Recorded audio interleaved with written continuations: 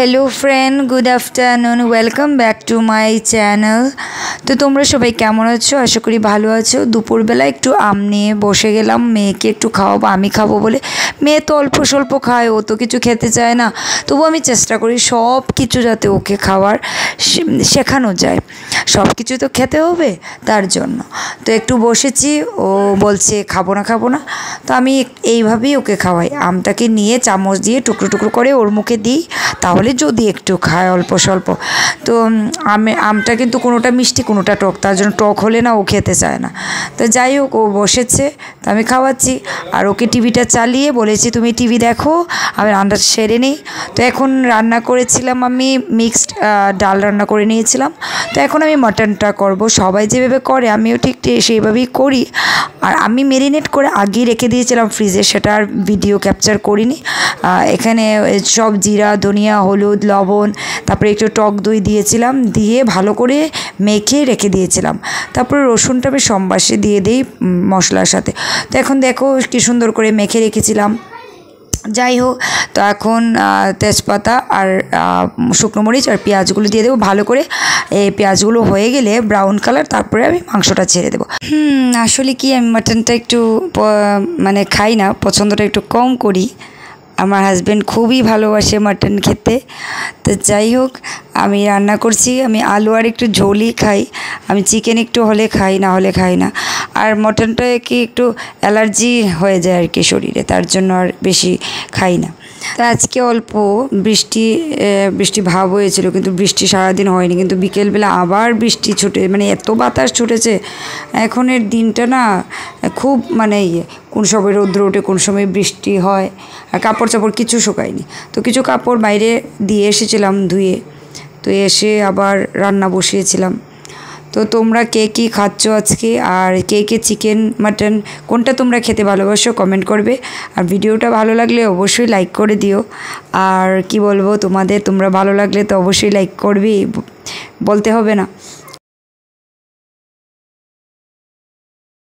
ভালো করে কষিয়ে একটু ঝোল দিতে হবে, ঝোল দিয়ে আজকে রান্না করব। তো এখন ভালো করে কষিয়ে এটা ঢেকে দিয়ে রাখবো। ঢাকনা দিয়ে দিলে একটু ভালো করে সেদ্ধ হয়ে যাবে। মাটনটা একটু সেদ্ধ হতে দেরি হয়, অনেকটা দেরি হয়। আর বাইরে একটু মানে দিনটা একটু মেঘলা হয়ে রয়েছে। আর লোহার কড়াইয়ে আমি পেঁপে আর আলুগুলিকে ভেজে নেব, ভেজে একটু পরে ছাড়বো। কারণ প্রথমেই দিয়ে দিলে আলুগুলো একদম নরম হয়ে যায়, তার জন্য একটু লাস্টে ছাড়বো ভেজে। তো তোমরা কিভাবে দাও সেটা কমেন্ট করবে। আমি তো এইভাবেই সবসময় রান্না করি। তো যাই হোক, পেঁপেটা দিলে একটু মাংসটা সেদ্ধ তাড়াতাড়ি হয়ে যায়। অল্প একটু চিনি দিয়েছি, মরিচটা একটু কম খাই আমি, তার জন্য লঙ্কাটা একটু কমই দিই।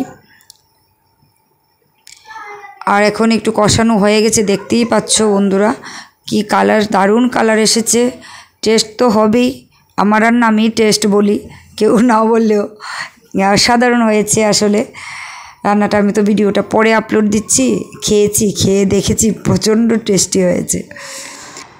তো এখন আবার ঢাকনাটা দিয়ে দেব। আর ভালো করে কষানোটা দেখো হয়েই গেছে প্রায়, মাংসটা থেকে কিভাবে তেল ছাড়ছে। তো এখন আমি সেটাকে একটু জল দিয়ে দেবো উপরে, দিয়ে গরম মশলা দিয়ে, তারপরে আমার রেডি হয়ে যাবে মাটন কারি। আজকে রৌদ্রটা কম বলে আমি দুপুরবেলা রান্না করছি, না হলে আমি সকালে সব কিছু রান্না করে নিই। কারণ এত গরমের মধ্যে রান্না করাই যায় না, বিরক্তিকর লাগে। এখন একটু কারি পাতা দিয়ে দেবো উপরে, দিয়ে একটু ঝোল দিয়ে শেষ আমার রান্না। তো তোমরা কে কীভাবে রান্না করো? আমি তো এইভাবেই করি। আর বিকেলবেলা দেখো একটু পায়েস রান্না করছে, হাজব্যান্ড বলছিল যে পায়েস খেতে ইচ্ছে করছে, তো কাঁসার চাল দিয়ে একটু পায়েস রান্না করেছিলাম।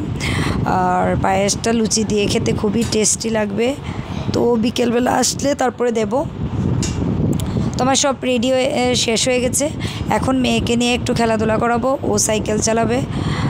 সাইকেল অনেক দিন ধরে চালায়নি ও, তো বলছিল চলো একটু ঘুরে আসি, স্কুল টুল নেই, একটু বিকেলবেলা না খেলে ওর ভালো লাগে না, তার জন্য সাইকেল নিয়ে বেরিয়ে পড়েছে। চলো বন্ধুরা, আমি ভিডিওটা এখানেই শেষ করছি। তোমরা ভালো লাগলে অবশ্যই একটা লাইক করে দেবে, ছোট্ট একটা ভালো লাগলে কমেন্ট করে দিও কষ্ট করে।